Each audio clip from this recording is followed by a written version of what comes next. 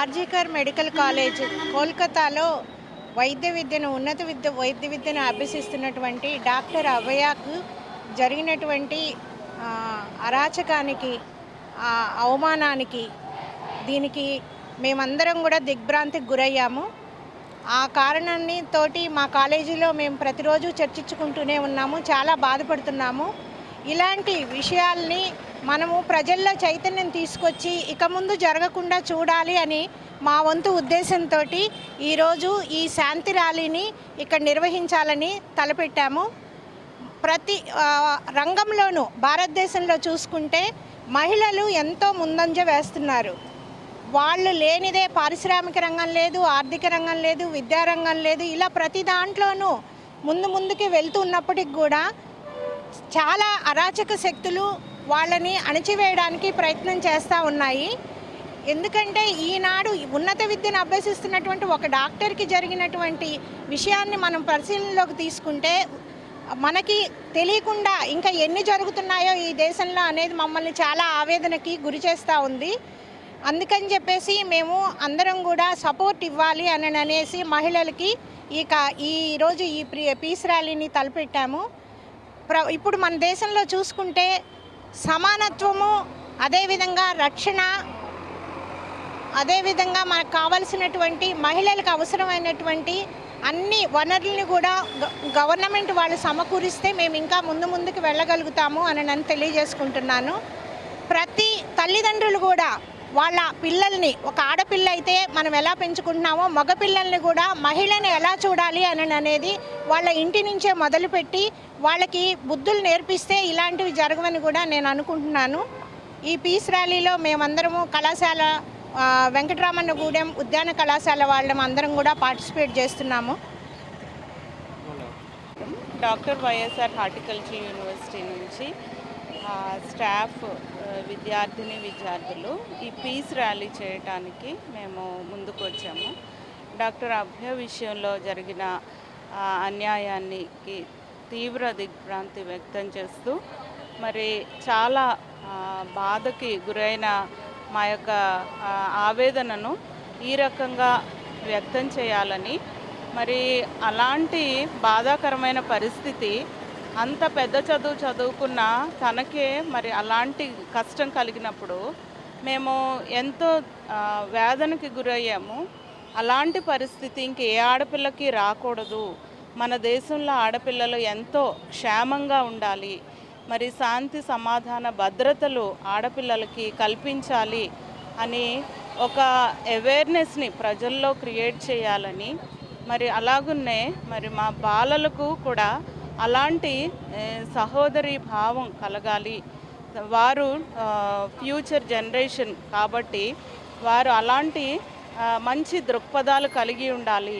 తల్లిదండ్రులు పిల్లల్ని పెంచే విషయంలో మరి ఆడపిల్లలకి జాగ్రత్త చెప్తూ మగపిల్లల్ని కూడా ఆడపిల్లల్ని గౌరవించాలి అన్న విషయాన్ని తెలియచేయాలి. మరి ఈ సమాచారం ఈ యొక్క నగరం అంతటికి, అంటే ఈ ప్రాంతంలో ఉన్న ప్రతి ఒక్కరికి తెలియచేయాలి అన్న మరి దృక్పథంతో మేము ఈరోజు ఈ రకంగా ఈ పీస్ ర్యాలీని ఏర్పాటు చేయడం జరిగింది. మరి ఆ ఆడబిడ్డ కలిగిన ఆ యొక్క కష్టంలో మేము కూడా మరి మా యొక్క దిగులును తెలియజేస్తూ మరి అలాంటి పరిస్థితి ఎవ్వరికీ రాకూడదని కోరుకుంటూ ఈ యొక్క పీస్ ర్యాలీని జరిగిస్తూ ఉన్నాము. Doctor YSR horticulture university, Venkatramannagudem. Thank you. ఇప్పుడు ఈ పోరాటం అనేది ఓన్లీ డాక్టర్స్ ఒక్కతే కాదండి. ఏ రంగంలో అయినా ఏ ఆడపిల్లకి ఎక్కడ ఎలాంటి భద్రత లేదు. ఒకవేళ ఇలాంటివి జరిగినా సరే ఎవరికి అసలు జస్టిస్ అనేది జరగట్లేదు. వాళ్ళని సంవత్సరాలు అలా జైల్లో ఉంచి మేపకపోతే వెంటనే ఉరితీయలేరా?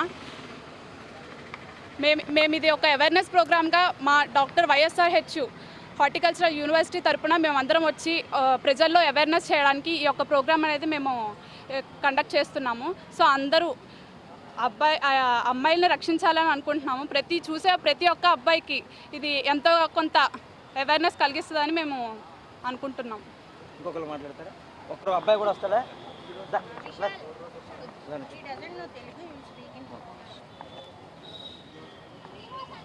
పక్కన ఒక గర్ల్ స్టూడెంట్గా మా పేరెంట్స్ మమ్మల్ని కాలేజ్కి పంపించి హాస్టల్ ఉంచుతున్నారంటే వాళ్ళకి మా మీద ఉన్న నమ్మకం అండ్ సొసైటీలో ఆ నమ్మకం మా మీద కలగాలంటే మా పట్ల పురుషులు చూపించే బాధ్యత, వాళ్ళు చూపించే ఇది మా మీద మంచిగా ఉండాలని మేము కోరుకుంటున్నాం. దానికోసమే అవేర్నెస్ ప్రోగ్రామ్ని మేము కండక్ట్ చేస్తున్నాం. Thank you. We seek justice as soon as possible, because if it is delays, it is as similar as it is denied. So we seek, and of course it should be that culprit. He should be hanged till death.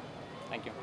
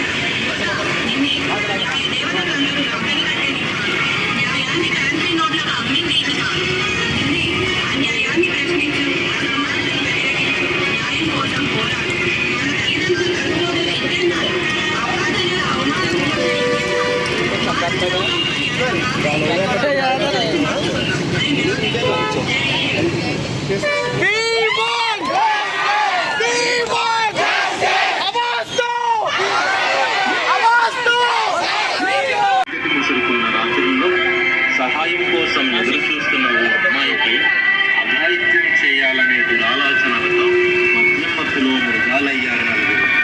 గాయాల పాలైన ఆమె శరీరం మంటలకు ఆపుతై దిశగా చరిత్ర పేజీల్లో తన జీవితం చిత్రమైపోయింది.